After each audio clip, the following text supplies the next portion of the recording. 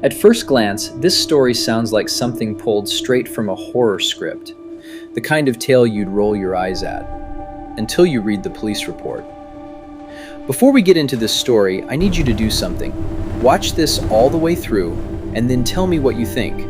Because by the end of this, you're either going to believe, or you're going to be very uncomfortable.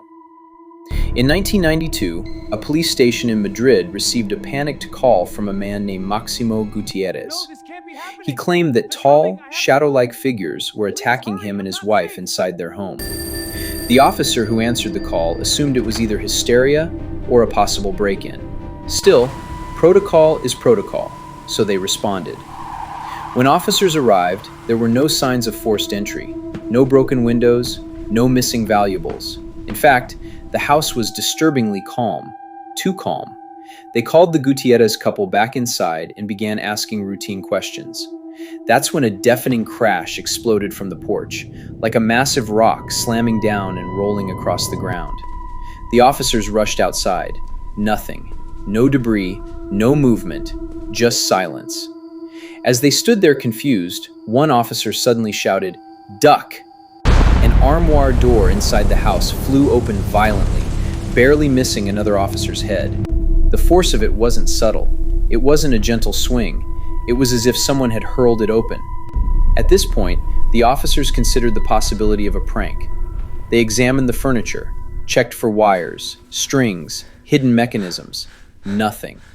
A few officers decided they'd had enough and waited outside. The rest stayed behind to get answers from the shaken couple. That's when Mr. Gutierrez shared something deeply unsettling. A few years earlier, their 18-year-old daughter, Estefania, had died suddenly in her bed. No clear medical explanation, no official cause of death. Her decline, he said, began after an incident at her religious school. Estefania and her friends had been experimenting with a Ouija board when a teacher caught them. Furious, the teacher smashed the board, shattering the glass planchette they were using. Several witnesses later claimed they saw a strange, smoke-like substance escape from the broken glass and drift directly into Estefania's face. From that day on, her health spiraled. She began seeing shadowy figures in her room at night, tall shapes crawling from her closet, standing in doorways, grabbing at her while she lay frozen in bed. Doctors ran tests but found nothing conclusive. No diagnosis, no answers. Her parents could only watch as their daughter deteriorated, physically and mentally, until one night she simply never woke up. After her death, the house changed.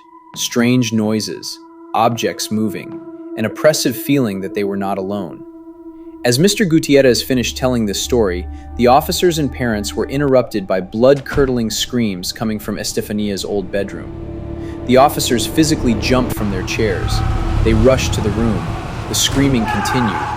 But when they opened the door, it was empty. The crucifix that had been mounted on the wall was now lying in the center of the floor.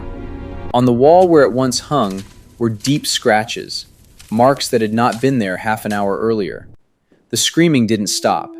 Then came pounding, from inside the walls, all of them. One officer noticed a framed photo of Estefania on the ground.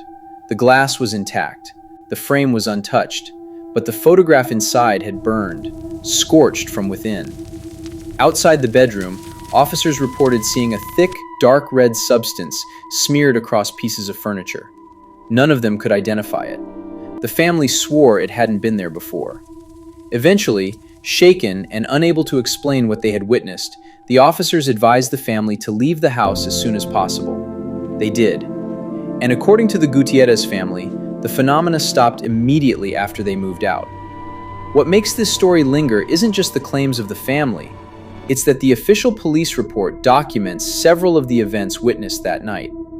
The chief inspector himself signed off on it. Decades later, the case inspired the Netflix film Veronica, marketed as being based on real events. Many viewers call it one of the most terrifying movies they've ever seen.